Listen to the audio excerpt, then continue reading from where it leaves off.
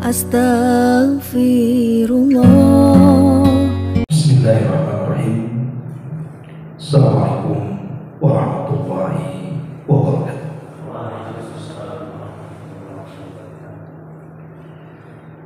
Alhamdulillah wassalatu wassalamu ala rasulillah wa ala alihi wa sahbihi wa mawala wa la hawla wa la quwwata illa billahi wa ba'd.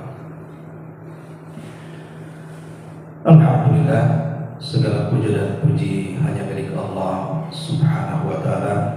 Salawat dan juga salam tetap kita hadiahkan kepada Rasul kita Nabi besar Muhammad sallallahu alaihi wa alihi wasallam. Karena kita dari Ramadan sampai hari ini baru berjumpa, maka saya ucapkan taqabbalallahu minna wa minkum. Semoga amal kita di bulan Ramadan dan juga bulan Syawal diterima oleh Allah Subhanahu wa ta'ala. Amin ya rabbal alamin. Ma'asyiral muslimin, hadirin yang dimuliakan Allah Subhanahu wa ta'ala, kita sekarang berada di penghujung bulan Syawal. Berarti sebentar lagi kita akan menghadapi bulan-bulan yang disebut dengan Ashhurul Hurum. Karena Ashhurul Hurum itu dimulai daripada bulan Dzulqa'dah. Bulan depan kita sudah bulan Dzulqa'dah. Kemudian disusul dengan bulan Dzulhijjah. Kemudian disusul dengan bulan Muharram. Jadi 3 bulan berturut-turut yang kita akan song-song ke depan, itu disebut dengan Ashhurul Hurum. Makanya temanya menyambut bulan Hurum. Ma'asyiral muslimin yang dimuliakan Allah Subhanahu wa ta'ala, sebenarnya Ashhurul Hurum itu ada 4. Yang 3 bulan berturut-turut tadi, dimulai dari bulan depan Dzulqa'dah, kemudian Dzulhijjah, kemudian Muharram. Yang satu terpisah, yang disebut dengan bulan Rajab, bulan yang terjepit di antara Jumadil Akhir dan bulan Sya'ban. Mungkin bagi yang suka menggunakan penanggalan Hijriyah, pahamlah nama bulan Hijriyah ya. Kecuali yang gajiannya pakai Masehi, yang mungkin tidak hafal biasanya. Tapi harusnya seorang muslim lebih hafal bulan-bulan Hijriyah dibandingkan Masehi. Kenapa? Karena ada hukum-hukum ibadah di situ. Hukum-hukum ibadah yang terkadang dalam bulan-bulan tertentu itu sangat dianjurkan Allah dan bernilai pahala besar. Nah, salah satunya adalah bulan Hurum. Baik, kita akan mulai dari firman Allah Subhanahu wa ta'ala, surah At-Taubah 36. Di dalam surah At-Taubah 36, Allah Subhanahu wa ta'ala berfirman, Inna iddatash syuhuri indallahi 12 syahran fi kitabillah Yawma khalaqas samawati wal ard minha arba'atul hurum Dzalika dinul qayyim fala tadlimu fihinna anfusakum. Kata Allah Subhanahu wa ta'ala, sesungguhnya bilangan bulan saat Allah menciptakan langit dan bumi dan sudah menjadi ketentuan adalah 12 bulan. Baik Hijriah atau Masehi pasti 12 bulan. Lah dari 12 bulan ini Allah kecualikan ada 4 bulan yang disebut dengan Ashhurul Hurum, bulan-bulan hurum. Itulah ketetapan agama yang lurus, maka jangan sekali-kali kalian berbuat zalim di 4 bulan ini. Penamaan Ashhurul Hurum ini itu juga disabdakan oleh Nabi Shallallahu Alaihi Wasallam dalam sebuah hadis yang dikeluarkan Abi Bakrah radhiyallahu anhu. Jadi saat Nabi Shallallahu Alaihi Wasallam berkhutbah ketika haji terakhir beliau, Hajjatul Wada, beliau mengumpulkan para sahabatnya, kemudian bertanya, atadruna ayu yaumin hadza? Tahukah kalian hari apa ini? Maka para sahabat sebagai adab mereka mengatakan, Allah wa rasuluhu a'lam, Allah dan Rasulnya yang tahu. Maka Rasul terdiam sesaat, sehingga para sahabat menyangka Rasul akan mengganti nama hari itu. Maka Rasul pun mengatakan, alaysa yaumun nahri, bukankah ini hari nahar? Maksudnya hari penyembelihan kurban. Maka sahabat mengatakan, tentu wahai Rasul. Kemudian Nabi bertanya lagi, ayyu syahrin hadza? Tahukah kalian kita berada di bulan apa? Maka para sahabat terdiam. Kemudian Nabi Shallallahu Alaihi Wasallam pun mengatakan, bukankah ini adalah bulan Hurum? Karena kita tahu Rasul haji di bulan Dzulhijjah, dan bulan Dzulhijjah satu di antara bulan Hurum. Ya, Rasul memberikan nama akan bulan-bulan Hurum itu berdasarkan lisannya. Apalagi dikuatkan dengan hadis Nabi Shallallahu Alaihi Wasallam yang dikeluarkan Imam Bukhari, di mana Nabi Shallallahu Alaihi Wasallam mengatakan, Inna zaman qad istadara alaikum kahayati yawma khalaqas samawati wal ardh. As-sanatu 12 syahran. Minha arba'atun hurum, thalathatun mutawaliyatun dzulqa'dati wa dzulhijjati wal muharram war rajabul mudhar bainal jumada wa sya'ban. Sesungguhnya waktu itu akan terus berputar, kata Nabi. Dan itu dimulai saat Allah menciptakan langit dan bumi, bahwa waktu itu akan berputar dari hari ke minggu, minggu ke bulan, bulan ke tahun, balik lagi, dan begitu seterusnya. Kemudian Nabi SAW mengatakan, hitungan bulan dalam satu tahun itu 12. Dari 12 bulan itulah kemudian ada yang disebut dengan bulan-bulan Hurum.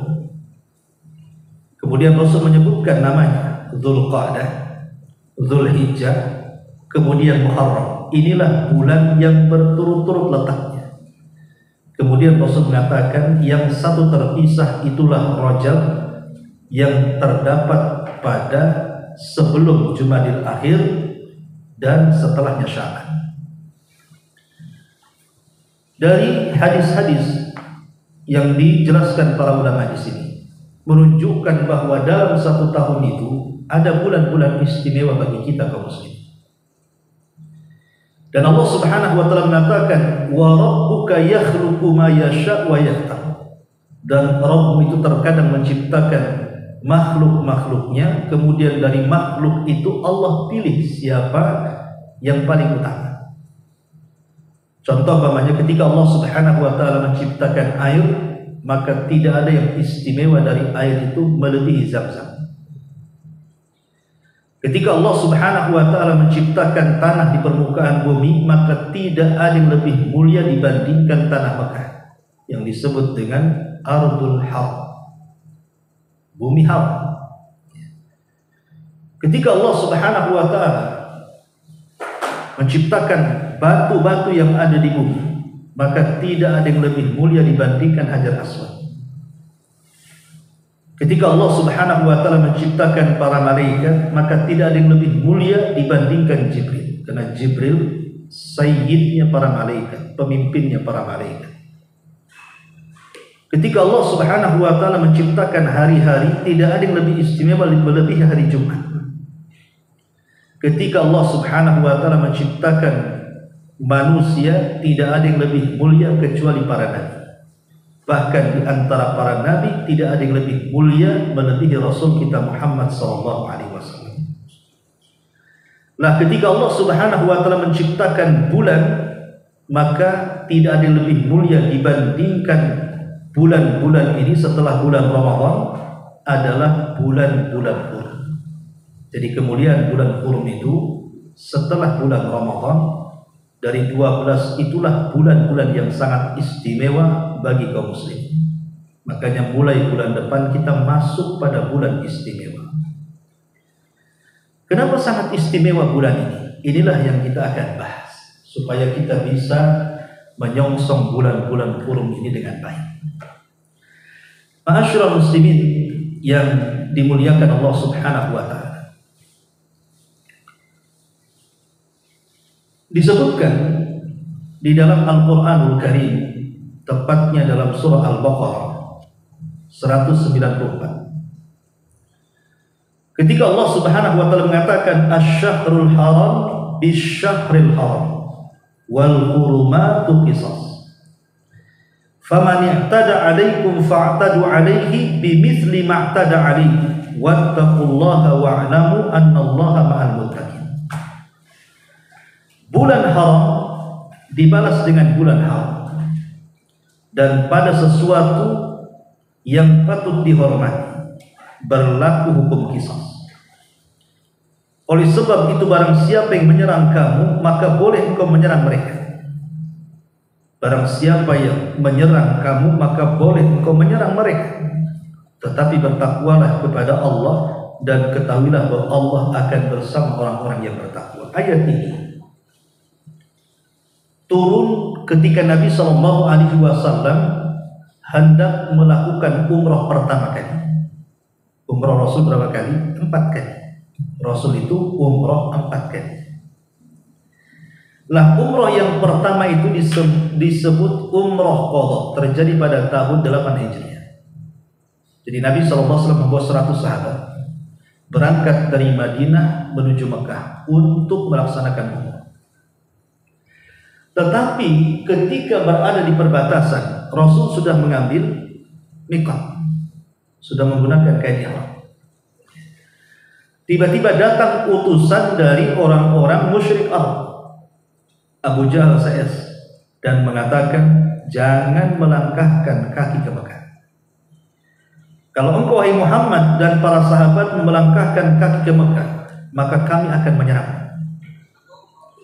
Lah kejadian ini menjadikan geram para sahabat.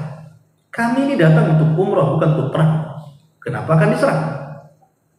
Akhirnya kemudian terjadilah dialog.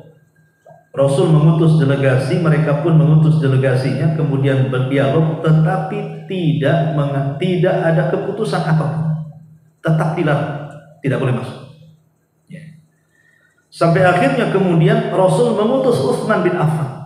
Karena tahu bahwa Utsman bin Affan itu sahabat yang dicintai baik saat dia jahiliyah ataupun setelah masuk Islam. Utsman itu, dan sangat dimuliakan oleh orang jahiliyah. Kenapa? Karena Utsman ini lembut orangnya. Bahkan di masa dia belum masuk Islam, dia kan orang kaya. Dengan kekayaannya dia suka bersedekah, dan jarang orang kaya ahli sedekah. Sehingga Utsman itu sangat disukai oleh orang-orang musyrik. Makanya Nabi SAW atas saran Umar, utuslah Utsman. Akhirnya diutus Utsman. Tapi setelah diutus tak balik-balik, sehingga muncul kabar bahwa Utsman dibunuh. Disitulah Nabi SAW kemudian marah dan memerintahkan para sahabat untuk membaiat, yang disebut dalam sejarah dengan bai'atu asy-syajarah, baiat di bawah pohon Ridwan. Untuk apa? Membalas darah Utsman. Sebenarnya Utsman tidak terbunuh, dan Rasul tahu Utsman tidak terbunuh. Cuman Rasul ingin menguji para sahabat, kesetiaan para sahabat.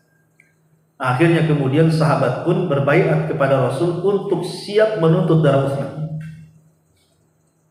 Lah ketika kemudian melihat para sahabat nampak setia kepada Nabi SAW, akhirnya kemudian yang terakhir delegasi yang diutus oleh orang-orang Quraisy kepada Nabi SAW, barulah kemudian terjadi kesepakatan.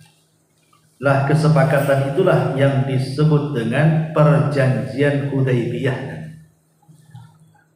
Lah perjanjian Hudaybiyah ini sebenarnya 99% itu merugikan kaum muslim. Tidak ada yang menguntungkan sama sekali. Tapi Nabi SAW lebih menerima perjanjian itu untuk kemaslahatan Islam ke depan. Akhirnya kemudian Rasul sepakat untuk tidak umroh tahun itu. Tetapi dalam perjanjian itu Nabi SAW membubuhkan bahwa dia harus diizinkan umroh tahun depan. Kemudian dituangkan pada perjanjian itu. Akhirnya Rasul SAW merintahkan para sahabat untuk menyembelih dan mencukur kepala mereka supaya bisa mengganti kain ihramnya. Maka setelah itu Rasul pulang ke Madinah, tidak jadi umroh. Makanya umrohnya disebut umroh qadha, umroh Hudaybiyah. Kemudian tahun depannya disebut umroh qadha. Lah, ketika Nabi SAW tercegat, tidak boleh kemudian masuk ke tanah haram, dan orang-orang musyrik Arab hendak menyerang, disinilah ayat ini tuh. Asy-syahrul haram bisyahril haram wal hurumatu qisas. Bulan haram dibalas dengan bulan haram. Pada dasarnya bulan haram itu tidak boleh perang. Tapi karena mereka sudah membuat ulah dengan mengisukan bahwa Utsman terbunuh, harus ada qisas lah. Orang yang dibunuh, ya harus ada pembalasan. Siapa yang membunuh dibunuh. Kemudian Allah mengatakan, "Faman i'tada 'alaikum fa'tadu 'alaihi bimithli ma i'tada 'alaikum." Kalau mereka berani menyerang kamu di bulan Hurum, maka kalian pun boleh menyerangnya, tapi tidak boleh memulai peperangan. Makanya kenapa kemudian bulan Dzulqa'dah disebut Dzulqa'dah itu? Karena Qa'dah itu artinya duduk. Bulan duduk-duduk bahasa kita. Duduk-duduk tidak boleh perang. Ya. Jadi saking mulianya bulan itu sampai dilarang tidak boleh ada peperangan. Sampai pun sekiranya seandainya ada seseorang itu dibunuh orang tuanya, bapaknya dibunuh, ibunya dibunuh, tapi kejadiannya di bulan Hurum, maka tidak boleh ada qisas. Dibiarkan dulu sampai keluar bulan Hurum, baru terjadi qisas. Lah sedemikian mulianya bulan Hurum itu sampai, makanya bulan itu disebut Dzulqa'dah. Bulan duduk-duduk tidak boleh perang.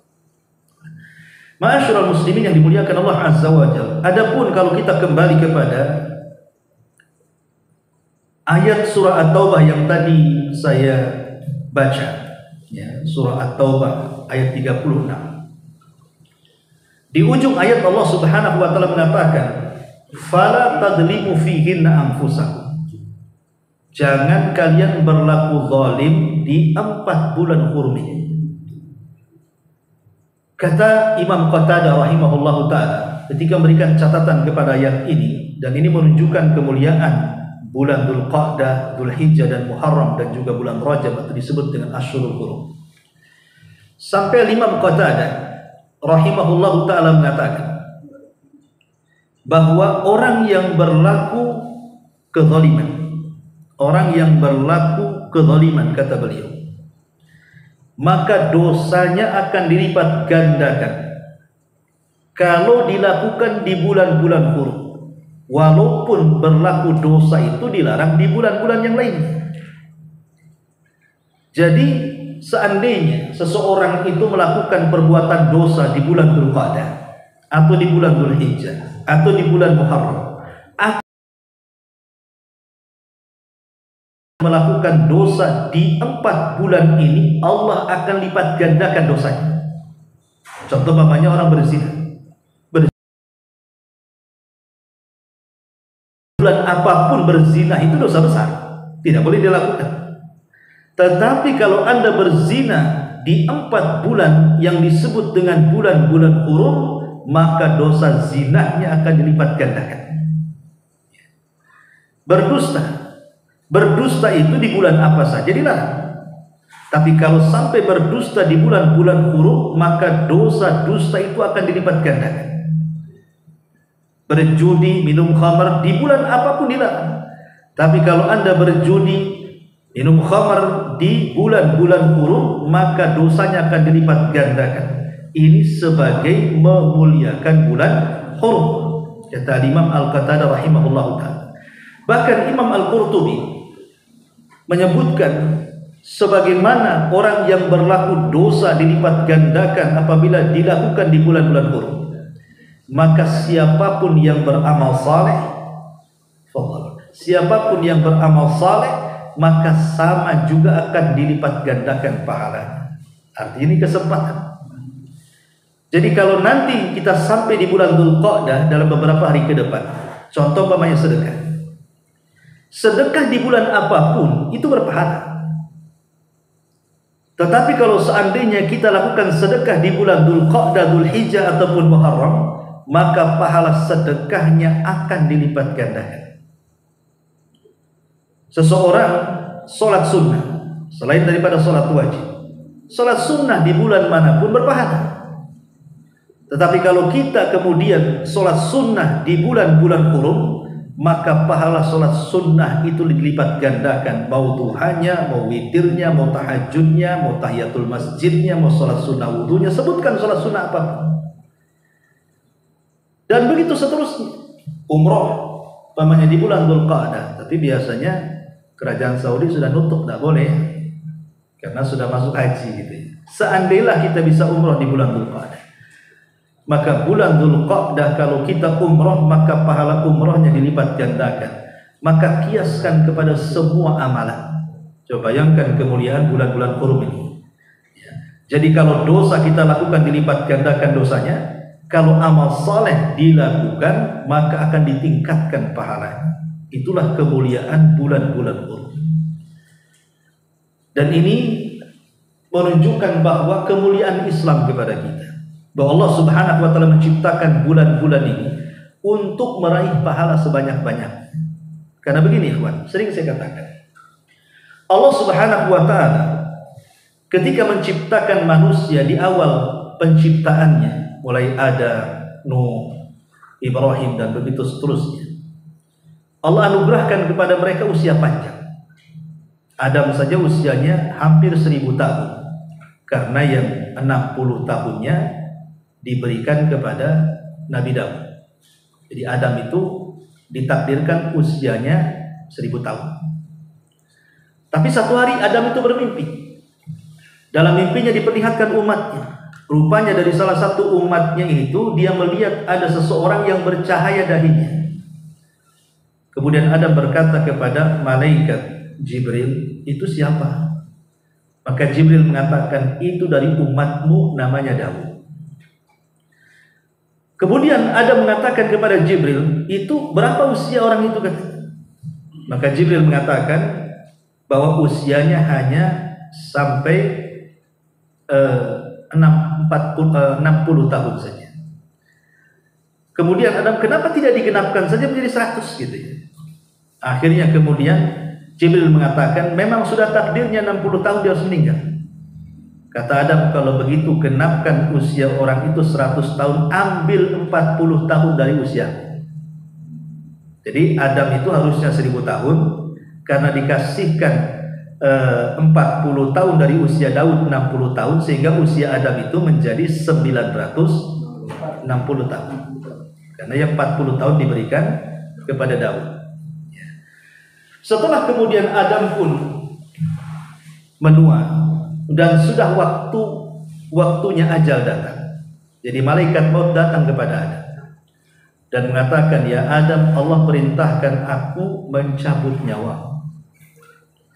Nabi Adam lupa. Kemudian dia mengatakan, bukankah Allah memberikan usia kepadaku 1000 tahun? Ini kan baru 960 tahun, masih ada sisa 4 tahun. Kenapa kok cepat kali datang? Di sini Adam lupa. Maka kata malaikat maut, bukankah yang 40 tahun kau sudah kasihkan? Dan Nabi Adam disebut al-insan.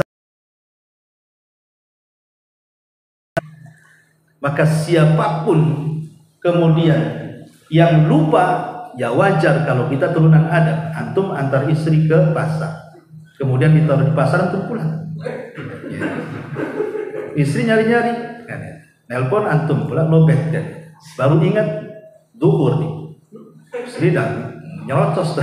Kenapa ditinggal? Bilang sama istrinya, wajar saya ini turunan ada. Gitu jawabannya. Saya ini insan manusia lupa gitu ya. Supaya tidak ngamuk-ngamuk, tapi tetap punya ngamuk biasanya. Tapi dari sini menunjukkan bahwa usia umat dulu itu panjang-panjang. Contoh Ibrahim alaihi salatu wassalam lah yang sudah generasi keberapa. Disebutkan di dalam hadis Bukhari, di mana Nabi SAW mengatakan, kana ikhtatana Ibrahimu wa huwa ibnu thamani wa ikhtatana bil khut. Dulu Ibrahim itu waktu dikhitan, disunat, itu usianya berapa tahun? 70 tahun. Karena ikhtatana Ibrahim 80 tahun. Usia dia samanun 80 tahun. Dan disunat menggunakan kampak. Disunat menggunakan kampak. Zaman dulu kan belum ada suntik ini ya, pakai kampak lah apalagi. Tapi jangan bayangkan kampaknya gimana. Tapi yang jelas bahwa Ibrahim itu disunat di usia dia samanun, ya 80 tahun. Ya tentu 80 tahun Ibrahim bukan 80 tahun di zaman sekarang. Kalau 80 tahun di zaman sekarang kan sudah kakek buyut. Kalau disunat susah juga, atau udah tua kan, ya, susah lah kan udah tua.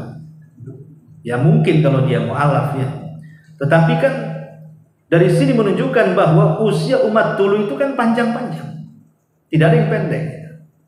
Tetapi sunnatullah, memang Allah sudah memberikan sunnah kauniyahnya, bahwa manusia itu semakin jauh dari Adam, pertama usianya semakin. Dulu Adam panjang tubuhnya itu sampai 60 hasta, lebarnya 7 hasta. 1 hasta itu setengah meter. Berarti kalau 2 hasta 1 meter. Kalau 60 hasta berarti 30 meter. Ya, 30 meter tingginya Adam. Ini berapa bangunan ini? 2 ruku ini, 2 ruku itu 15 kali 30 meter Pak Iqbal. Ini ada 30 meter. Pelintangnya 15. Berarti kali 2. Panjang sekali. Ya itu kalau dibuat baju ngabisin bahan. Kan bahannya harus banyak. Makanya di Arab itu ada replika itu bajunya Nabi Adam, jubahnya Nabi Adam 30 meter. Katanya nanti di surga kita kayak. Nah, sama juga dengan Nabi Adam. Makanya jangan sedih yang pendek. Nanti di surga akan tingginya seperti Nabi Adam. Lebarnya 7 hasta berarti 3,5 meter. Tingginya 30 meter. Lebarnya 3,5 meter kan 7 hasta. Nah, lebar ini 3,5 meter. Ya kan? Ada lah. Ya kurang lebih lah kan. Segini lebar badannya, tingginya ya tidak mungkin badannya sebesar atom tingginya 30. Yang listrik kan mesti kan lebarnya kalau 3,5 meter wajah badannya, tingginya 30. Wow. Kalau makan berapa? Kalau makan sudah bakul tuh kan.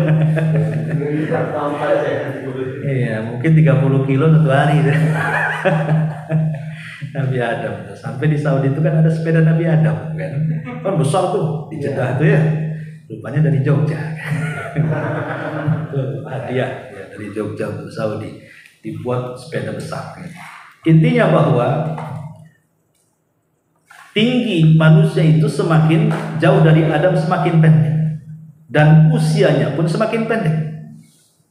Nah, ketika usia semakin pendek, secara otomatis maka amalannya tidak banyak. Mau banyak amal gimana usianya pendek? Secara logika ketika amalannya sedikit berarti pahalanya tak banyak. Lain dengan umat dulu, kemungkinan beramal soleh itu banyak karena apa? Usianya panjang. Ya logikanya bisa meraih pahala sebanyak mungkin. Tetapi Allah Subhanahu wa taala sayang dengan kita kaum muslimin. sekalipun usia kita pendek-pendek, termasuk postur tubuh kita pendek, tetapi Allah Subhanahu wa Ta'ala memberikan kasih sayangnya dengan memberikan bulan-bulan kepada kita, yang dengan bulan-bulan itu kita bisa beramal saleh, di mana amal saleh yang kita lakukan di bulan-bulan tertentu itu bisa menandingi pahalanya umat sebelum kita yang panjang usianya. Lah kemudian salah satunya adalah adanya bulan-bulan hurum. Adanya bulan-bulan hurum di sini. Dzulqa'dah, Dzulhijjah, Muharram, dan bulan Rajab. Ma'asyiral muslimin wal muslimin yang dimuliakan Allah Subhanahu wa Ta'ala, yang ingin saya tekankan pada pertemuan kali ini bicara tentang bulan-bulan hurum ini adalah kalimat tadi yang disebutkan dalam surah At-Taubah, fala tadlimu fihinna anfusakum. Jangan kalian berlaku zalim di 4 bulan itu, karena dosanya dilipat gandakan. Ada perbuatan-perbuatan zalim, perbuatan-perbuatan dosa. Ya, zalim itu kan ada 3 macam. Ada zalim kepada Allah, ada zalim kepada manusia, dan ada zalim kepada diri sendiri. Zalim kepada Allah Subhanahu wa Ta'ala itu ada 2 macam. Ada yang dosanya tidak akan terampuni selamanya, dan kalau masuk neraka dikekalkan di dalamnya. Itulah kesyirikan. Itu zalim yang sangat zalim. Tidak ada yang lebih zalim melebihi kesyirikan. Berdasarkan perkataan Luqmanul Hakim kepada anaknya, ya bunayya inna syirka la zulmun azim. Wahai putraku, sesungguhnya kesyirikan itu sezalim-zalimnya kezaliman. Tapi ada di sana zalim kepada Allah, tapi ada kesempatan untuk diampuni, yaitu dosa selain syirik, seperti orang meninggalkan sholat. Ya, umpamanya 1 hari sholat 5 waktu zuhur umpamanya meninggalkan, itu kezaliman juga kepada Allah. Tetapi kalau meninggalkannya bukan karena mengingkari kewajibannya, mungkin karena malas saja, ya, maka masih bisa diampuni oleh Allah dengan amal-amal yang lain. Adapun zalim kepada manusia, maaf, zalim kepada manusia ya seseorang menyakiti dengan lisannya, menyakiti dengan tangannya, menyakiti dengan cara memukul, menghina, mencaci, memaki, menggibah, itu zalim kepada manusia. Lah ini yang dosanya tergantung. Walaupun kita sudah bertobat kepada Allah Subhanahu wa Ta'ala karena kezaliman ini, belum tentu Allah mengampuni sampai orang yang kita zalimi memaafkan. Kalau tidak, maka akan terjadi kisos pada hari kiamat. Ya. Adapun zalim kepada diri sendiri karena tidak menjaga kesehatan. Ya, waktunya tidur tak tidur, gitu ya. Waktunya makan tak mau makan, itu zalim. Akhirnya timbul penyakit sana, penyakit sini. Akhirnya dengan banyaknya penyakit terhalanglah ibadah-ibadahnya. Lah ini zalim kepada diri sendiri. Badan kita ini milik Allah, bukan milik kita. 1 jari pun bukan milik kita. Kalau seandainya kita memotong jari dengan sengaja, maka zalim karena kita memotong jari yang bukan hak kita. Badan kita ini hak Allah, tidak boleh disakiti. Itu zalim kepada diri sendiri. Tetapi ada perkara-perkara yang harus dihindari. Kalau boleh saya katakan ada sekitar 12 perkara. Ada 12 perkara ya, yang seorang hamba itu harus menghindari dari 12 perkara ini. Karena 12 perkara ini bisa membatalkan kebaikan-kebaikan yang kita lakukan. Terkadang membuat kebaikan itu mudah sekali kan. Kita sholat sudah kebaikan, sholat sunnah menambah dengan yang wajib gitu ya. Sedekah, kemudian juga berkata dengan ucapan yang baik, ya itu pun sebuah sedekah. Saya kira untuk mencari pahala kalau kita mau itu dalam 1 hari bisa banyak. Karena amal soleh itu dari mulai kita bangun tidur sampai tidur lagi itu bermacam-macam. Seperti contohnya Abu Bakar. Abu Bakar Siddiq radhiyallahu anhu ketika kumpul bersama para sahabat, Rasul mengatakan apa? Siapa di antara kalian yang hari ini puasa? Tidak ada yang jawab kecuali Abu Bakar, saya. Kemudian kata Rasul, siapa di antara kalian yang hari ini memberi makan fakir miskin? Tidak ada yang menjawab kecuali Abu Bakar, saya. Kemudian Rasul mengatakan, siapa yang hari ini mengunjungi orang sakit? Tidak ada yang menjawab, kata Abu Bakar, saya. Kemudian Rasul mengatakan, siapa yang hari ini mengikuti jenazah sampai kuburan? Tidak ada yang menjawab kecuali Abu Bakar. Bayangkan dalam satu hari mengumpulkan 4 perkara. Kemudian Rasul mengatakan, siapa yang terkumpul 4 amalan dalam satu hari ini, maka wajib masuk surga. Minimalnya dalam satu hari itu kita punya 4 amalan. Seperti Abu Bakar Siddiq radhiyallahu anhu. Pokoknya pas hari Kamis gitu ya, kita puasa kan gitu ya. Kemudian selain puasa kita bersedekah kepada tetangga yang miskin. Kemudian selain kita bersedekah kepada tetangga kita miskin, kita mengunjungi orang sakit. Nggak ada yang sakit keluarga saya Ustaz, datang aja ke Walpros. Banyak orang sakit. Kemudian setelah kita mengunjungi orang sakit, cari informasi, ada yang mati nggak? Oh di Batam nggak ada, Tanjung Pinang, ke Tanjung Pinang. Penting ikut ke kuburannya. Kata Rasul, siapa yang terkumpul 4 perkara wajib masuk surga. Secara singkat, mencari amal soleh itu gampang. Tapi yang jadi masalah adalah mempertahankan amal soleh. Ini yang jadi masalah. Terkadang kita melakukan satu dari 12 dosa yang akan sebutkan di sini. 12 dosa ini tanpa sadar amal yang sudah kita lakukan ludes habis. Sehingga kita sangka membawa amal soleh, rupanya di hadapan Allah kosong, tidak ada sama sekali. Apa 12 dosa ini? Jangan dilakukan di bulan-bulan kurun. Pertama, tentu dosa yang paling besar tadi ya, kesyirikan. Hindari kesyirikan. Karena syirik ini bagaimanapun Allah katakan, la in asyrakta la yahbatanna amaluka wa la takunanna minal khasirin. Kalau engkau melakukan kesyirikan, wahai Muhammad, lihat ayat ini ditujukan kepada Nabi. Kalau engkau sampai berbuat syirik, wahai Muhammad, habis amalan, enggak guna kenabian. Kalau sekelas Nabi SAW saja sampai melakukan kesyirikan, bisa dihapus tuh status kenabian. Buat apa dia menghadap kepada Allah? Tidak ada pahala yang dibawanya. Macam mana pula kita yang umatnya yang belum tentu banyak amal soleh? Maka hindari kesyirikan. Ya, jangan datang ke dukun. Jangan percaya dengan tangkal-tangkal dan jimat. Apalagi jangan datang ke kuburan. Apalagi kuburan sekarang banyak yang palsu. Ya kan? Orang kan lagi heboh-heboh. Ya, pembongkaran kuburan habaib dari Pak Alwi katanya ya. Rupanya setelah dicek nggak ada orangnya. Terakhir di Jawa Barat yang heboh sekarang kan, sampai dibongkar sama lurahnya. Sampai ketika ditanya bagaimana sejarahnya di sini kalau ada kuburan wali, katanya konon dulunya ada wali yang singgah di sini. Terus gimana ceritanya? Tiba-tiba dibuat kuburan 9 di sini. Tapi udah dibongkar kan hari ini. Alhamdulillah. Jadi kita tidak melarang orang ziarah kubur, tidak. Yang kita larang itu datang ke kuburan meminta-minta kepada kuburan. Ya gimana orang yang di kuburan saja nggak dengar, kita nggak mungkin. Cuman dia akan mengabulkan doa kita. Mana ayatnya? Innaka la tusmi'u man fil kubur. Allah mengatakan, engkau tidak mampu memperdengarkan orang yang ada di kuburan. Intinya jangan melakukan kesyirikan. Ini yang pertama, secara singkat. Yang kedua, ya, jangan mendatangi paranormal, dukun dan yang semacam.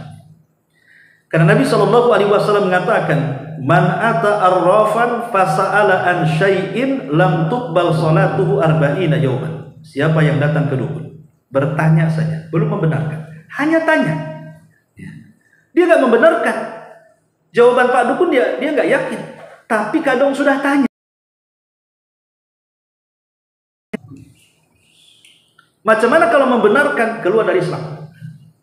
Kalau sampai membenarkan, kata Rasul, faqad bari'a an syariati Muhammadin sallallahu alaihi wasallam, maka dia telah berlepas diri dari syariat Muhammad, artinya keluar dari Islam. Kalau bertanya saja, contoh umpamanya Anda mengantarkan orang yang datang ke dukun. Umpamanya kita ini Gojek atau ya mungkin taksi gitu ya, Grab, datang ke dukun, ngantar orang. Kemudian ikut masuk pula ke rumah Pak Dukun itu. Iseng-iseng kita tanya. Maka kalau iseng-iseng tanya, walaupun Kita tidak yakin dengan ucapan dukun 40 hari sholat kita yang sudah kita lakukan ludes. Kan rugi. Kecuali kalau mau menguji untuk menunjukkan kebatilan dukun. Contoh, di zaman dulu ada seorang yang bernama Hajjaj ibn Yusuf Al-Thaqafi. Hajjaj ibn Yusuf Al-Thaqafi ini pakar Quran, tapi dia membunuh ribuan para sahabat dan para tabi'in. Memang pemimpin berdarah dingin Hajjaj. Jadi pemimpin zalim itu. Tapi dia hafal Quran. Tapi banyak membunuh para ulama. Hajjaj ibn Yusuf Al-Thaqafi. Satu hari Hajjaj ini ngobrol sama dukun. Di sampingnya dukun. Hajjaj tahu dia dukun. Kata Hajjaj sambil mengambil kerikil-kerikil, tapi dihitung dulu. 1 sambil ditaruh di 2, 3, dihitung sama dia. Kemudian habis itu dikepak. Kemudian kata Hajjaj kepada dukun, tahu nggak ini berapa kerikil yang ada di kepalan tangan saya? Tiba-tiba dukun ini bisa menebak. Oh, 50 biji umpamanya. Kok betul? Nah, itu dukun. Kemudian ngobrol lagi. Yang kedua Hajjaj tidak ngitung batunya, langsung main keruk saja. Gak dihitung sama dia. Kalau pertama dihitung, kalau yang kedua gak dihitung, langsung diambil aja kerikilnya. Berapa ini? Dia nggak tahu, salah menebak. Berarti dari sini, kenapa yang pertama dia bisa menebak dan yang kedua tidak bisa menebak? Pertanyaannya kan, para ulama tauhid mengatakan ketika memberikan catatan kepada kisah Hajjaj ini, karena yang pertama, kenapa dukun bisa menebak? Karena dalam dukun itu ada jin. Setiap dukun itu kan punya jin. Dan jin pada dukun itu ada komunikasi dengan jin yang ada pada kita. Karena setiap kita ini punya korin. Ya kan? Kita ini punya korin jin yang jahat. Dukun itu punya jin. Lah jinnya dukun itu disebut inforjin. Kalau informan kan manusia. Ada inforjin. Jadi jin inilah yang berkomunikasi dengan jin yang ada pada kita. Apa yang diketahui oleh kita diketahui oleh jin korin. Kalau kita tahu, jin korin tahu. Makanya dia memberitahu kepada jin si dukun untuk menjauh. Makanya dia tahu.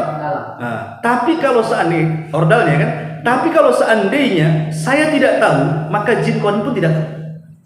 Itu bedanya. Jin korin tidak akan tahu apa yang kita tidak tahu.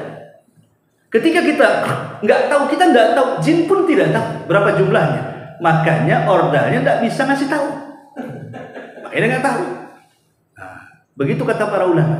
Ya, jadi jin korin itu hanya mengetahui apa yang kita ketahui saja. Kalau kita tidak ketahui, dia pun tidak tahu. Habis itu kata Hajjaj apa?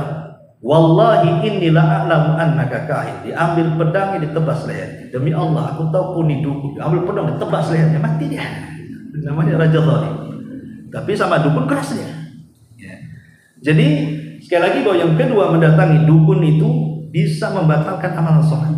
Ya, ini yang kedua. Itu kalau bertanya ya, kalau sampai membenarkan bukan sholat saja, semua amalnya hilang lah. Itu udah bersyirikan namanya. Kemudian yang ketiga, zulmul akhari, berbuat zalim kepada manusia. Berbuat zalim kepada manusia entah dengan ejekan, dengan lisan kita mencaci, memaki, menggibah, menghina, memukul, membunuh dan begitu seterusnya.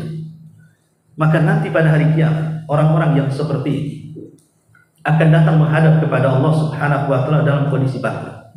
Itu yang disebut dengan muflis. Kata Nabi SAW, atadruna mal muflisu hadil ummah. Tahukah kalian siapa manusia yang paling bangkrut di antara umat ini? Sahabat polos. Oh, yang bangkrut itu yang usahanya gulung tikar, yang nggak punya uang. Kata Rasul, bukan itu yang saya tanyakan. Kemudian Rasul menjawab, yang dimaksud bangkrut menurutku, kata Rasul, nanti pada hari kiamat ada orang menghadap Allah dengan membawa segudang pahala sholat, segudang pahala zakat, segudang pahala baca Quran, haji dan yang semacamnya. Tapi di satu sisi dia pernah menzalimi manusia, mencaci manusia, menumpahkan darah manusia, mengambil harta manusia. Akhirnya kemudian antara orang zalim dan yang dizalimi akan berhadap-hadapan di hadapan Allah. Kata orang yang dizalimi, tunggu dulu, padahal dia sudah hendak melangkahkan kakinya ke surga. Karena kan kisos pada hari kiamat itu bagi seorang mukmin terjadi di kantor. Dan kontoroh itu di depannya sudah pintu surga. Dan tinggal selangkah lagi masuk surga. Tiba-tiba di stop. Tunggu dulu. Jangan main langkah aja kau ke surga. Ingat gak? Dulu kau yang menggibah saya. Mana amal sholat? Dikasihlah amal sholatnya. Ketika hendak melangkah lagi dicegat lagi. Dulu kau yang memukul aku katanya. Mana amal zakat? Akhirnya terus dituntut. Akhirnya habis pahalanya. Ketika habis pahalanya, orang yang didolimi belum habis. Datang lagi dan mengatakan, dulu engkau yang mengambil sandal dulu di masjid. Dia mengatakan, aku tidak bisa memberikan apa-apa, pahalaku sudah habis. Oh, tidak apa-apa. Tidak usah kau kasih pahala kepadaku. Cukup kau terima dosaku, ambil. Nih dosaku ambil.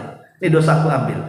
Itulah disebut dengan bangkrut. Pahala habis dikasih orang, dosa pula jadi tanggungan dia, padahal dosa orang. Ibaratnya orang usaha itu modalnya habis, utang pula numpuk. Nah, itu namanya bangkrut.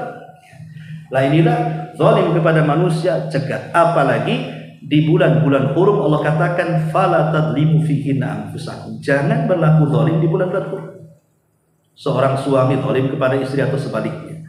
Anak zalim kepada orang tua atau sebaliknya. Kita zalim kepada tetangga atau sebaliknya. Bos zalim kepada anak buahnya atau sebaliknya. Ini hindari di bulan-bulan hurum ini bahaya. Ya, ini yang ketiga. Yang keempat, iqtinaul kilab. Iqtinaul kilab itu artinya memelihara anjing. Ya, hindari, jangan melihara anjing. Selucu apapun anjing tetap anjing. Kan ada anjing yang lebih lucu dari kucing tuh. Anjing-anjing kecil gitu ya. Saya lihat ada lucu banget tuh anjing. Selucu apapun, secantik apapun, yang namanya anjing tetap anjing. Jangan dipelihara. Lebih baik melihara ayam, jelas bisa disembelih, ya kan? Melihara ikan, jelas bisa dimakan. Melihara anjing, apa yang mau dimakan? Ya. Kucing pun kalau tidak ada faedahnya, apa yang mau dipelihara? Ini kucing loh ya. Terkadang satu kucing itu kalau anggora atau yang semacamnya itu lebih mahal dibandingkan ngasih makan istri kita. Ya kan? Perawatan kucing lebih mahal dibandingkan, belum lagi kencingnya najis. Ininya najis, kadang-kadang tidur satu kamar, kadang-kadang ke tempat sholat. Alhamdulillah kan gitu. Kalau harus merawat kucing, taruhlah di teras gitu. Nggak usah kemudian dibawa ke dalam rumah, kecuali sekali-kali saja kan gitu. Lah, tapi kan kalau kucing paling mungkin dosanya menghambur-hamburkan harta. Kalau kucingnya menghambur-hamburkan harta itu kan dosa namanya. Terkadang hak kepada kucing lebih besar dibandingkan hak kepada anak. Ngasih jajan ke anak gak banyak, ngasih jajan ke kucing banyak pula kan. Itu kan zalim namanya. Tetapi memelihara anjing ini sak lucu-lucunya anjing. Tetap kata Nabi SAW, barang siapa yang memelihara anjing, kata Nabi SAW, dan anjing itu bukan anjing buruan. Bukan untuk kita latih memburu ya. Maksudnya anjing buruan itu anjing yang terlatih. Karena kalau anjing itu terlatih, kalau dia menangkap buruan, maka halal buruannya. Padahal liurnya anjing najis. Dan anjing sendiri Jumhurullah mengatakan najis badannya. Tapi karena dia sudah terlatih, maka dibolehkan. Maksud terlatih itu kalau suruh duduk-duduk, kalau suruh berdiri-berdiri, kalau suruh lari-lari, terkam-terkam, ambil-ambil, itu namanya terlatih. Tapi kalau seandainya suruh duduk berdiri, ya suruh diam lari, itu anjing bego namanya. Nggak terlatih, itu terkamannya nggak boleh dimakan. Ya, kalau tidak terlatih. Kalau terlatih bisa dimakan setelah kita baca basmalah. Ya, kecuali kalau seandainya buruannya jatuh ke air kemudian mati, ya kita tidak tahu apakah matinya diterkam anjing atau karena kurang oksigen kan, kita tidak tahu, itu syubhat namanya jatuhnya. Tapi intinya anjing buruan boleh dipelihara. Atau kata Nabi SAW, atau anjing untuk hirasah. Hirasah itu untuk menjaga kebun. Ya, kita kebun banyak maling, taruh anjing di situ. Ya, jaga domba, takut ada serigala, taruh anjing di situ. Nah, itu dibolehkan. Ya. Tapi selain dua anjing ini, kata Nabi SAW, tidak boleh. Kemudian kata Nabi SAW setelah menyebutkan anjing-anjing yang dibolehkan, beliau mengatakan kalau sampai dia merawat anjing, apa kata Rasul? Yangkusu ujrahu qiratani kulla yawmin, maka akan berkurang atau yunqasu min ajrihi, dikurangi pahalanya setiap harinya 2 qirat. 1 qirat itu sebesar gunung Uhud.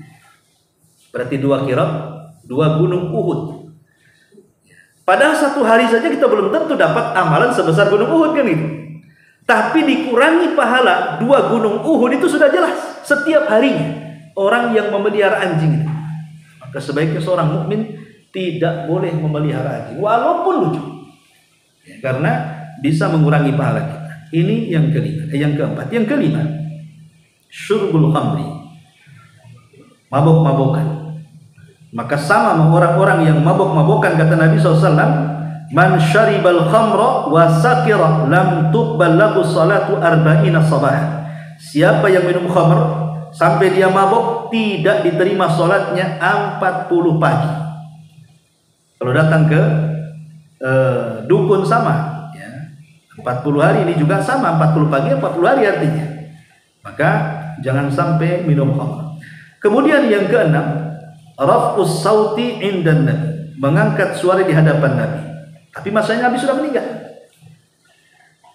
Lalu apa maknanya mengangkat suara di atas suara Nabi? Maknanya mengangkat suara di atas suara Nabi mendahulukan akal kita dibandingkan hadis Nabi. Mendahulukan logika kita dibandingkan hadis Nabi. Karena tidak semua hadis itu kan masuk logika, ikhwan. Tidak semua hadis Rasul itu sesuai dengan logika. Ya kebanyakan hadis Rasul pasti sesuai dengan logika, tapi tidak semua. Kalau dilogikakan, orang kentut yang salah lubang pantat, kenapa yang dibasuh macam-macam anggota badan? Kan logikanya nggak masuk. Yang kentut kan dubur, kenapa harus berkumur-kumur?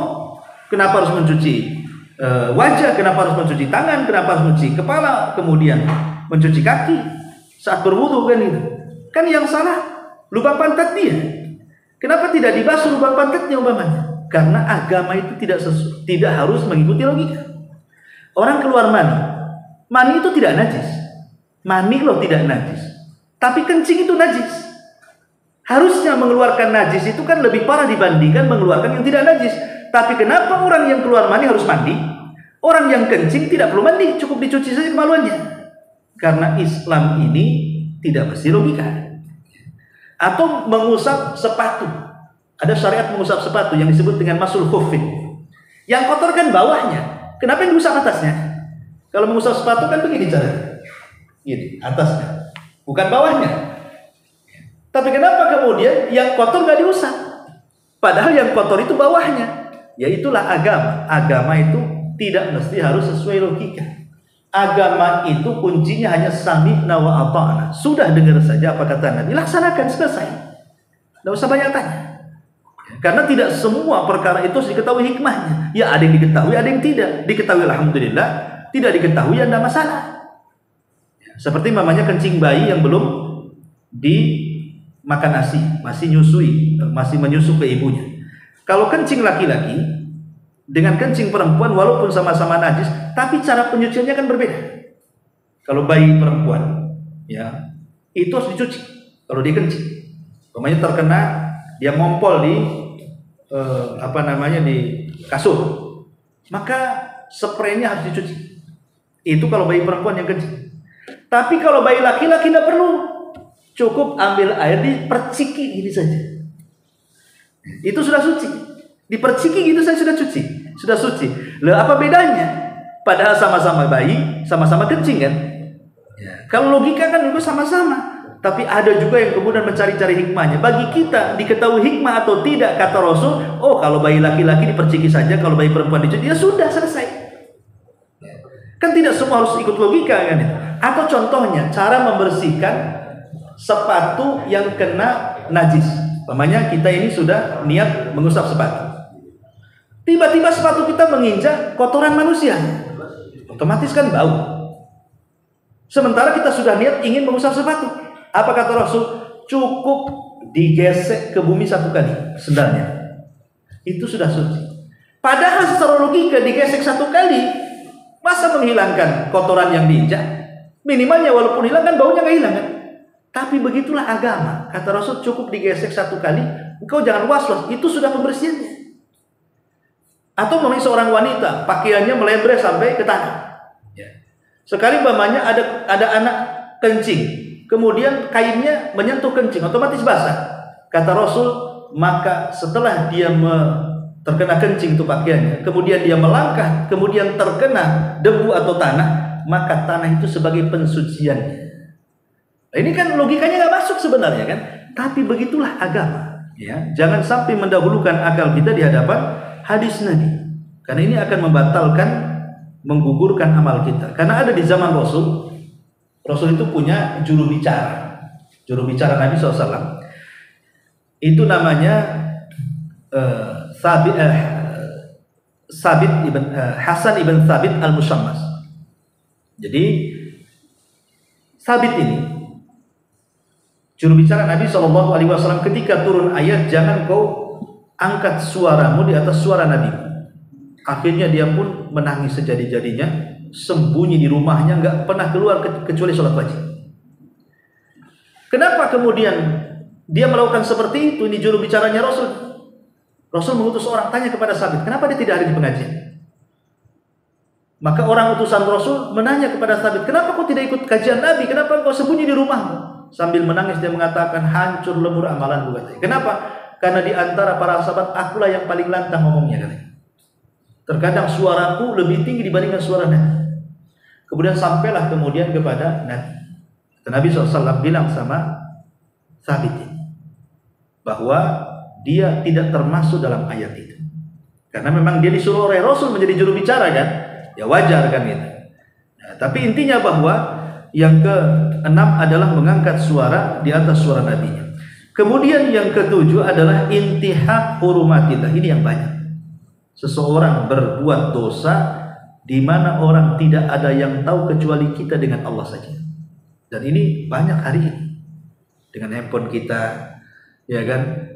Kita melihat, terkadang kita ini niatnya bagus, melihat-lihat apa YouTube, berita atau apa. Terkadang ada iklannya. Iklannya pula perempuan nampak auratnya. Akhirnya apa? Beritanya selesai, malah itu yang dikejar. Itu pula yang diklik terus kan. Keenakan setan masuk di situ. Terkadang kita ini mudah untuk melakukan dosa yang tidak ada yang tahu kecuali kita dengan Allah. Kalau dulu kan agak sulit tuh ngintip aurat, minimalnya kan ngendap-ngendap di sungai itu kalau zaman dulu ya. Kalau mau ngintip aurat tuh biasanya ke sungai, kalau desa-desa kan tengok perempuan mandi. Kalau sekarang ngapain ke sungai? Beli handphone, beli kartu data, isi, nah tengoklah di situ. Semua aurat ada. Ya, yang samar atau yang jelas ada semua di situ. Dan kita bisa masuk ke dalam kamar, kunci, nengok tuh sesukanya. Itu namanya maksiat yang tidak terang-terangan, yang tidak ada yang tahu kecuali dengan Allah. Ini bahaya. Ya. Kata Nabi SAW, nanti pada hari kiamat ada orang yang menghadap kepada Allah itu membawa pahala sebesar gunung Tihama. Gunung Tihama itu gunung terbesar kedua setelah Uhud. Jadi ada manusia yang datang menghadap Allah sebesar gunung Tihama pahalanya. Tiba-tiba Allah hancurkan pahalanya sehingga tidak tersisa. Kemudian orang ini mengatakan, ya Allah, salah apa aku ini? Kenapa pahala aku hancurkan? Maka Allah Subhanahu wa ta'ala mengatakan, ya, karena kalau engkau bersendirian, tidak ada yang tahu kecuali engkau dengan aku, kata Allah, dan di hadapanmu ada kemungkaran, kau terjang kemungkaran itu. Nah, ini kan bahaya. Ya, idza khalau bimaharimillahi tahaquha, kata Rasul. Apabila dia sedang bersendirian, tiba-tiba depannya ada maksiat, engkau masuk ke dalam maksiat itu. Maka jangan sampai kemudian kita berbuat dosa tidak terang-terangan. Solusinya gimana, Ustaz? Hampir setiap hari kita melakukannya. Berarti amal kita akan hilang. Solusinya sebagaimana kita setiap hari melakukan amal dosa tidak terang-terangan kecuali kita dengan Allah, gunakan juga dalam satu hari itu beramal soleh yang tidak ada yang tahu kecuali kita dengan Allah. Caranya begitu. Umpamanya 1 jam kita melihat sinetron, drakor, semua isinya Allah, sendiri saja, itu kan dosa. Maka 1 jam setelahnya kita berzikir kepada istighfar selama 1 jam. Jangan ada yang tahu kecuali kita dengan Allah. Supaya balance gitu maksudnya antara maksiat dengan amal soleh. Ya. Wallahu a'lam. Kemudian juga yang ke-8 adalah alman fis sadaqah. Mengungkit-ungkit dalam sedekah. Nah, ini juga bahaya mengungkit-ungkit dalam sedekah. Karena terkadang di antara manusia ada orang yang terpancing ketika orang yang kita baiki itu dia berbuat jahat kepada kita. Terkadang kita mengatakan apa? Dulu siapa yang mengangkat kamu? Dulu siapa yang ngasih modal kamu? Dulu siapa yang menjadikan kau orang di Batam? Kalau bukan karena aku, kalau bukan karena saya. Nah, ini kan namanya mengungkit-ungkit ya. Ini bahaya. Karena mengungkit-ungkit sedekah itu menghilangkan amalan sedekah yang lainnya. Alhamdulillah. Ya. Kemudian juga yang nomor 9 singkat saja. Ria. Nah, jelaslah kalau ria kita paham semua. Amalan ingin dilihat orang. Kemudian yang nomor 10 at-ta'ali Allah. Nah, ini bahaya. At-ta'ali 'ala Allah itu artinya apa? Bicara kepada Allah, lancang kepada Allah, dan melintasi takdir yang sudah ditentukan. Contoh, kata Nabi SAW, dahulu di zaman Bani Israel ada dua orang yang berkawan. Berkawan baik. Ya, bahasa kitanya ada bestie lah ya. Jadi yang satu ahli ibadah, yang satu ahli maksiat. Ya, namanya orang berkawan kan kadang-kadang tidak pilih-pilih ya, ada yang baik, ada yang jahat. Yang satu ahli ibadah, yang satu ahli maksiat. Yang ahli maksiat itu tidak berhenti-berhenti maksiat ini. Yang ahli ibadah tak berhenti-berhenti beribadah. Tapi yang ahli ibadah ini awalnya baik. Kalau kawannya sedang maksiat, dia datangi nasihati. Cukuplah maksiat, jangan dilakukan. Dan begitu seterusnya. Setiap hari menasihati kawannya. Tapi kawannya yang ahli maksiat ini degil, masih juga dia maksiat. Bosan akhirnya yang ahli ibadah ini menasihati. Sampai pada waktunya. Jadi yang ahli maksiat ini bermaksiat yang menurut ahli ibadah sudah tidak bisa ditolerir. Ini udah parah nih maksiatnya. Akhirnya dia pun bersumpah dan mengatakan, "Illam tatu," kalau kau tidak bertobat, wallahi bersumpah nih, la yaghfirullahu lak aw la yunjika minan nar. Engkau tidak akan diampuni dosamu dan engkau tidak akan pernah masuk surga selamanya. Itu sumpah. Dua-duanya diwafatkan. Yang ahli maksiat dimasukkan surga, yang ahli ibadah dimasukkan neraka. Ya. Kok bisa terbalik-balik seperti ini? Ketika ditanya, kata Abu Hurairah radhiyallahu anhu, lihat bagaimana ahli ibadah ini dengan kalimatnya menjungkir balikan dunia dan akhiratnya. Harusnya dia masuk surga, dia masuk neraka. Yang satunya harusnya masuk neraka, dia pula masuk surga. Kenapa? Karena yang ahli maksiat, dia bermaksiat itu tidak sampai ke level kesyirikan. Ya mungkin selain syirik, dan dosa selain syirik bisa diampuni. Kenapa kemudian dia ngomong kau tidak akan diampuni? Kau tidak akan masuk surga, rupanya Allah ampuni. Sementara dia sudah bersumpah atas nama Allah melintasi takdir. Yang tahu orang ini diampuni karena Allah, kita tidak tahu. Yang tahu dia masuk neraka atau masuk surga Allah. Kenapa dia memponis engkau tidak akan masuk surga? Ini kan melintasi takdir namanya. Ini namanya at-ta'ali 'ala Allah. Jangan sampai kita ini melintasi takdir Allah kalau bicara. Kadang-kadang orang emosi seperti itu. Ah, kok ini masuk neraka. Kadang-kadang kan. Jahat kali kok ini masuk neraka. Tidak boleh memponis orang masuk neraka itu selama dia masih hidup, tidak boleh. Kenapa? Karena ada kemungkinan tobat. Ya. Hatta dia orang kafir sekalipun, kalau sudah main ponis kepada orangnya, ya, umpamanya ada si A kafir, kita langsung tunjuk hidungnya, kau kafir, kau masuk neraka. Boleh? Tidak boleh dalam Islam. Karena dia masih hidup masalahnya. Ada kemungkinan dia mu'alaf nanti di akhir hayatnya. Kecuali kalau kita menghukumi secara umum, orang kafir itu masuk neraka, ya tidak apa-apa kalau secara umum. Tapi kalau sudah nunjuk hidung si anu, si fulan masuk neraka, ini dilarang dalam Islam. Ya, kenapa? Karena ada kemungkinan dia masuk Islam. Ya, ini yang harus dipahami. Jadi at-ta'ali 'ala Allah.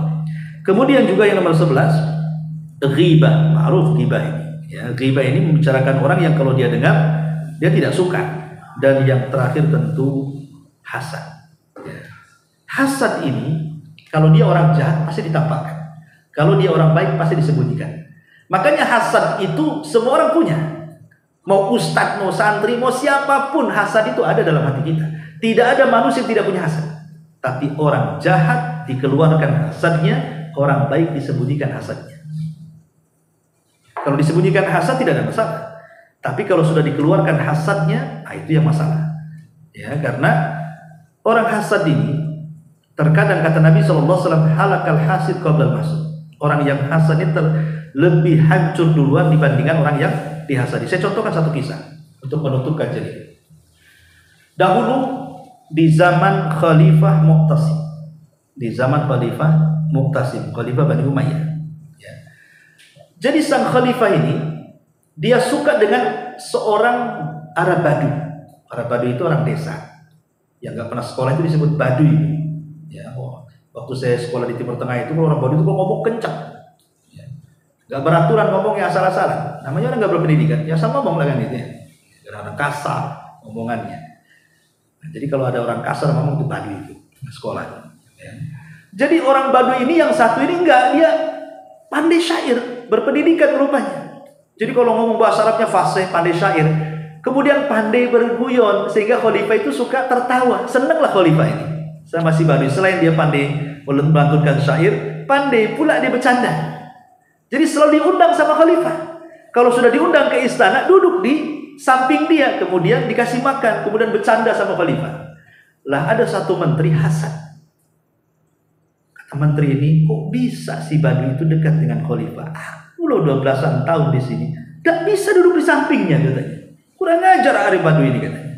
Akhirnya mulailah tumbuh hasad. Dengan cara apa? Dia ingin membalas si Badui ini.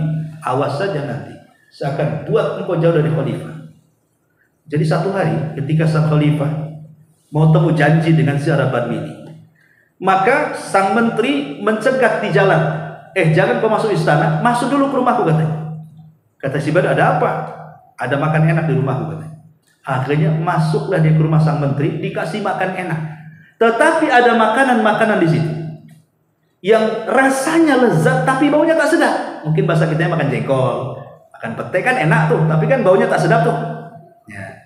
Sehingga akhirnya kemudian setelah dikasih makan Arab Badui ini dengan makanan lezat tapi baunya tak enak, sebelum si Badui datang ke istana, maka menteri lebih dulu datang ke istana, kemudian memfitnah si Badui dan mengatakan, ya khalifah, tahu nggak si Badui yang selalu di sampingmu itu? Kata khalifah, ada apa emang dengan dia? Dia memfitnah kamu. Apa yang dia fitnah tentangmu katanya? Kalau engkau itu bau mulutnya, engkau itu bau mulutnya, dan itu dibicarakan di luar sana. Kalau nggak percaya, nanti dia datang, lihat saja, pasti dia kalau ngomong pasti dia akan menutup mulutnya dengan serban. Kalau itu terjadi, maka fitnah saya bukan fitnah, memang benar saya ceritakan. Oh, marah khalifah, panggil si Badui itu, masuk dia, datang si Badui. Karena si Badui habis makan kan mulutnya bau. Sementara dia suka dengan khalifah, kan gak enak kalau langsung ngomong. Akhirnya ditutup serbannya karena takut menyakiti khalifah. Lah sementara khalifah dibilang apa? Mulutnya dia bau. Kan benar berarti kan fitnah si menteri itu. Ya. Akhirnya sang khalifah marah. Dia ngomong sama ajudannya, ambil pena dengan kertas. Diambil pena dengan kertas. Kemudian ditulis sama sang khalifah. Ya. Kalau sampai orang ini penggal leher, kemudian surat itu dimasukkan ke amplop, dikasihkan ke si Badui. Tolong si Badui antar kepada orang ini, dia berada di tempat ini. Isi suratnya, kalau orang ini datang bawa surat penggal leher. Menteri dari pintu melihat, kok nggak mempan fitnah saya? Kok bisa si Badui itu dikasih amplop? Jangan-jangan isinya hadiah, katanya. Jangan-jangan disuruh mengambil harta di mana, katanya. Awas saja dia, katanya. Kemudian ketika si Badui ini keluar di pintu, dicegat sama menteri. Kau dikasih apa sama khalifah? Kata si Badui, entah, dikasih amplop katanya. Isinya apa? Aku nggak tahu. Udah gini saja, serahkan amplop itu kepada aku katanya. Kau pulang aja katanya. Dikiranya hadiah. Akhirnya diantar ke alamat yang dituju. Ya karena isi suratnya siapapun yang mengantar surat ini penggal lehernya, dipenggal menteri itu. Ya. Orang hasad kan itu. Itulah orang hasad tuh. Akhirnya sang khalifah dengar belum? Kok yang dipenggal lain, yang ngirim surat lain katanya kan? Harusnya dipenggalkan si Badui itu. Kenapa si menteri itu yang ngasih informasi pak dipenggal? Dipanggil lagi si Badui sama khalifah. Kenapa kau tak antar surat itu? Kata si Badui, tak apa katanya. Sampai di pintu, tiba-tiba dia minta surat, ya aku kasih lah kan. Dia kan orang apa orang Badui. Kemudian sang khalifah bertanya, sebenarnya ada apa kau dengan menteri itu? Baru dicerita bahwa aku begini-begini, diundang ke rumahnya makan, akhirnya makan. Dari situlah Khalifah Mu'tasim baru paham. Ya, apa kata Khalifah Mu'tasim? Halakal hasid qabla al-mahsud. Terkadang orang yang hasad lebih hancur duluan dibandingkan orang yang dihasadi.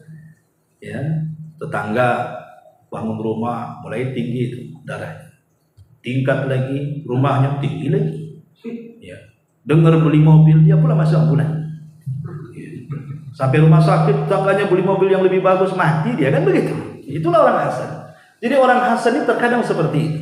Tetapi ingat bahwa Rasul mengatakan, iyyakum wal hasad fa innal hasada ya'kulul hasanat kama ta'kulun narul hatab. Hati-hati jangan hasad, karena hasad itu bisa menghapus kebaikan seperti kayu bakar habis dilalap api. Wallahu a'lam bishawab. Intinya di bulan-bulan hurum hindari amalan-amalan yang bisa menggugurkan pahala, karena setiap pahala di bulan Hurum itu akan dilipat gandakan oleh Allah Subhanahu wa taala. Baik, sampai di sini. Silakan kalau ada yang bertanya atau kita tutup. Iya, ada tanya Ustaz. Iya. Assalamualaikum warahmatullahi wabarakatuh. Waalaikumsalam. Itu kan ada di ayat surat Al-An'am 160. Intinya manja bismillahirrahmanirrahim manja bil hasanati falahu asyru amsalha. Wa manja bis sayyiati fala yujza illa Islam. siapa yang berbuat kebaikan dia akan mendapat balasan 10 kali lipat. Iya. Tapi disebut di situ siapa yang berbuat keburukan dia tidak akan diberikan balasan melainkan setimpang Dengan keburukan. Iya. Tadi kan Ustaz, ini keburukan dilipat gandakan juga, tapi ini Al-Quran ini tidak. Kalau buat kebaikan 10 kali lipat. Baik. Nah, ini gimana Ustaz? Iya. Pertama, man ja'a bil hasanati falahu bi asyri amsalih. Siapa yang mendatangkan kebaikan maka satu kebaikan dilipat gandakan 10. Seperti contohnya puasa Syawal dengan Ramadan. Man shoma Ramadanan thumma atba'ahu sittan min Syawal kana kasiyami dahri. Siapa yang puasa Ramadan diikuti 6 hari puasa Syawal sama dengan puasa setahun. Kok bisa? Hitung-hitungannya gimana? Karena satu kebaikan 10 kali lipat. Kalau dihitung puasa Ramadan 30 hari plus dengan 6 kali 10 maka sama dengan setahun. Kan sama dengan setahun harinya. Ya kan? Itulah makna daripada man jaa bil hasanati falaha bi asyri amsalha. Wa man jaa bis sayyiati, tetapi barang siapa yang mendatangkan keburukan, fala yujza illa mithluha, maka tidak dibalas kecuali sebanding dengan keburukannya. Yang itu pada asalnya seperti itu.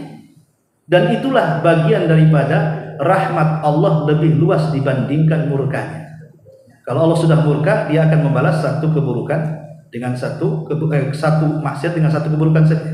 Tapi kalau dia memberikan rahmatnya, maka satu kebaikan akan dilipat gandakan 10 sampai 700 sampai tidak berhenti.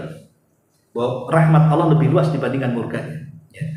Itu pada asalnya. Tetapi ayat itu tidak bisa dimahami seperti itu karena ada ayat yang mengkhususkannya. Ayat At-Taubah 36 yang kita sedang bahas tadi. Ketika Allah menyebutkan tentang Asyurul Hurum, maka Allah mengatakan fala tadlimu fihinna anfusakum. Jangan kalian berbuat zalim di 4 bulan itu. Kenapa Allah mengatakan jangan berbuat zalim di 4 bulan itu? Padahal kezaliman itu kan tidak boleh dilakukan di semua bulan. Kenapa dihususkan larangannya? Padahal berbuat zalim di bulan Syawal kan nggak boleh juga. Berbuat zalim di bulan Ramadan apalagi? Kenapa dalam surah At-Taubah 36 kok dihususkan ke 4 bulan? Ada apa berbuat zalim di bulan itu? Pertanyaannya. Disinilah ahli tafsir menjelaskan kata Qatadah, karena dosa kezaliman di 4 bulan itu dilipat gandakan, makanya Allah khususkan larangannya.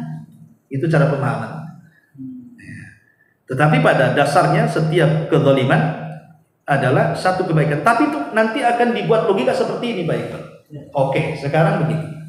Kalau ada orang kafir mati, orang kafir ini usianya baru 20 tahun, umur balik 15 tahun. Berarti dia baru menjalani hidup itu 5 tahun. Kemudian mati, masuk neraka. Kenapa dikekalkan? Kenapa dikekalkan? Harusnya kalau dia kafir 5 tahun, ya 5 tahun juga di neraka. Kan begitu? Logikanya ya. Kalau dia kafirnya 30 tahun, ya 30 tahun di neraka. Kalau kafirnya 50 tahun, ya 50 tahun neraka. Kenapa dimasukkan neraka, dikekalkan di dalamnya itu? Nah, logikanya gimana? Di sini dijawab kata para ulama. Kalau ada syubhat seperti itu, kita jawab. Jawabannya adalah orang kafir itu kenapa dikekalkan di neraka? Maka Allah mengatakan dalam Al-Quran, seandainya orang-orang kafir itu uruddu, dikembalikan ke dunia, la'adu, pasti akan kembali kepada kekufuran. Jadi orang kafir di neraka kenapa dikekalkan? Sebab kalau dihidupkan ke bumi pasti kafir lagi. Lalu apa gunanya? Itu Al-Quran mengatakan lau ruddu la'adu lima nuhu'an. Kalau mereka dikembalikan pasti kafir lagi. Itu makanya dikekalkan aja di dalamnya. Nah, itulah jawaban para ulama. Ya, tentang kenapa orang kafir dikekalkan padahal dosa mereka hanya 15 tahun, 20 tahun, 30 tahun. Ya karena orang kafir itu kalaupun balik ke dunia, dia nggak mungkin taubat, pasti kafir lagi. Wallahu a'lam. Baik, sampai di sini. Mudah-mudahan ada manfaatnya. Subhanallah, bihamdika, asyhadu an la ilaha illa anta, astaghfiruka wa atubu ilaik. Allahu ta'ala. Assalamualaikum warahmatullahi wabarakatuh.